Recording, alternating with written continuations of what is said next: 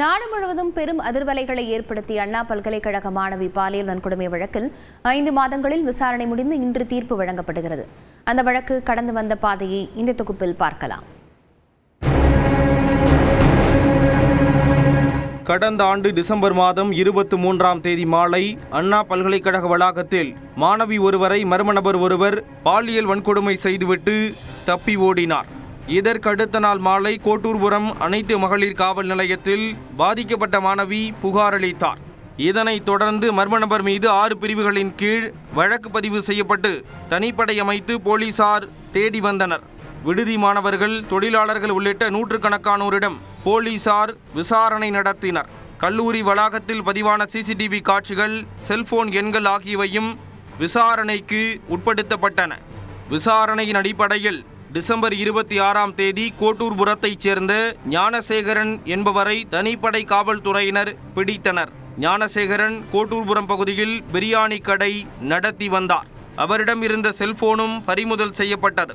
பாதிக்கப்பட்ட மாணவி video call மூலம் ஞானசேகரனை அடையாளம் காட்டியதை தொடர்ந்து ஞானசேகரன் கைது செய்யப்பட்டு நீதிமன்றத்தில் ஆஜர்படுத்தப்பட்டு டிசம்பர் 26ஆம் தேதி நள்ளிரவில் சிறையில் அடைக்கப்பட்டார். கைது செய்யப்பட்ட போது ஞானசேகரன் தப்பிக்க முயன்றதால் அவருக்கு கை காலில் எலும்பு முறிவு ஏற்பட்டது.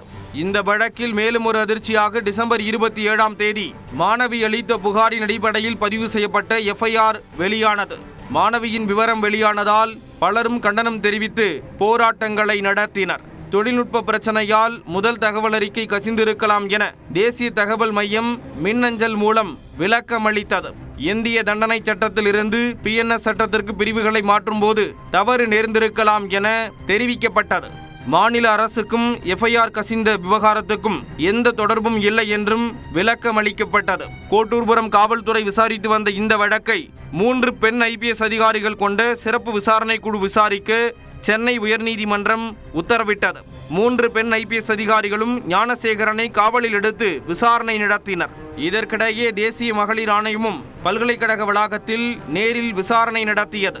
பாதிக்கப்பட்ட மாணவிக்கு 25 லட்சம் ரூபாய் நிவாரணமும் கல்லூரியில் கட்டணம் இல்லாமல் படிப்பதற்கு ஏற்பாடு செய்ய வேண்டும் என்றும் சென்னை உயர்நீதிமன்றம் உத்தரவிட்டது. பாதிக்கப்பட்ட மாணவியின் முன்னிலையில் ஞானசேகரன் செல்போனில் பேசியதாக கூறப்பட்டதால் அவருக்கு குரல் பரிசோதனையும் செய்யப்பட்டது. பின்னர் அனைத்து விசாரணைகளும் முடிக்கப்பட்டு பிப்ரவரி மாதம் சிறப்பு விசாரணை குழு நீதிமன்றத்தில் குற்றப்பத்திரிகை தாக்கல் செய்தது.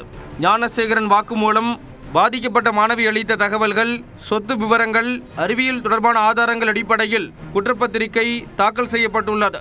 ஞானசேகரனுக்கு 10க்கும் மேற்பட்ட திருட்டு வழக்குகளிலும் தொடர்பு இருந்ததால் அந்த வழக்குகளில் தனித்தனியாக கைது செய்யப்பட்டார்.